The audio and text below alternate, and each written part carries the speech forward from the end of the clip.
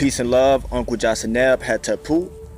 I'm dedicating this video specifically to speak about what led me on my path and how I came about to being the spiritual minded individual that I am.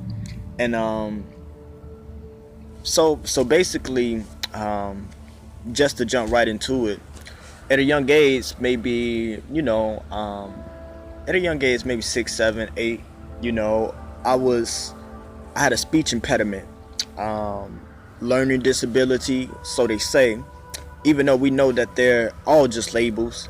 But I grew up being in special ed, being the odd one out, which I'm glad that I was in special ed because I was always special.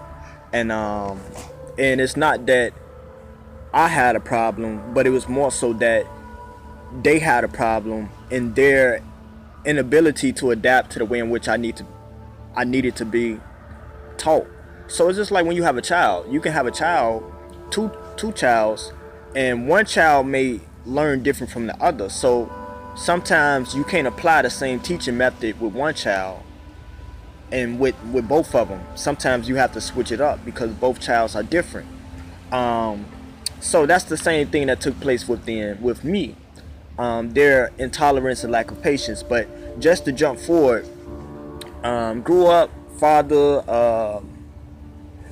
not around as much. You know, he was in an earlier part of my life, but something took place that removed him from my life, due to his, what he was going through mentally, or spiritually, in other words. 6, 7 years old, I was touched. Not touched in the sense that I was raped or nothing like that, but I was touched twice. Just to jump forward, I suffered from a lot of mental abuse from people in my environment, and every Christmas, everything, my mama always made sure we had everything, but it was still times when I grew older, and the older we got, my mom lost a job at the university, and they laid a lot of people off. So financially, we was going through a hardship, and I was basically, as a teenager, seeking I was seeking to define myself by outside things or material things, and I was seeking to find happiness outside of myself in relationships, multiple sexual partners, and things of that nature. So around 15, 16, 17, before that phase, I was going through suicidal thoughts and moments, depression, very low self-esteem, just wanting to get out of this reality and just feeling misunderstood and feeling like, everybody don't really know the depthness of how sensitive and how much I love. And if they did, then they would treat me different. Even my mom, even just certain people in my surroundings. And I always felt misunderstood and the odd one out. And I'm an old soul, so I'm very analytical, detail oriented, feel some of everything. So young age, I had a lot of spiritual experiences. Growing up, 16, 17, I'm trying to live to impress. I'm trying to find myself. So I'm gang banging, selling drugs. I catch a case.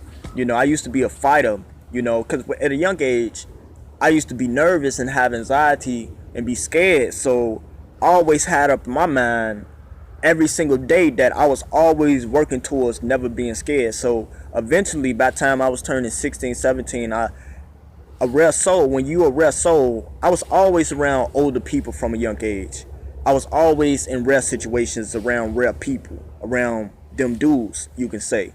So I had a lot of rare experiences because I'm a rare individual, and rare people can relate to this on so many different levels. So I'm saying all that to say that I used to be a fighter as a teenager, high school, fighting all the time. It can be 3 people and shit.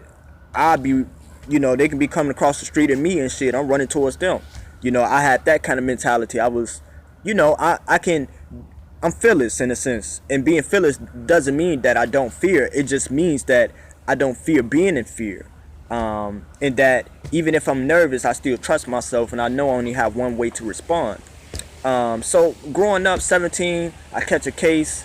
selling drugs. I get 2 years probation, get off probation early, but that was like a spiritual awakening. And ever since that, I had like this metamorphosis, and I was starting to blossom into a spiritual, intellectual aspect of myself. So by the time 18 came, I got out of high school, I graduated.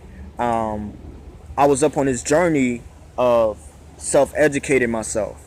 And I thought to myself, like, okay, if I can memorize a number, then I can memorize words. So I started to just memorize words and repeat these words to myself all throughout the day to make sure that I'm keeping myself updated, that I remember these words.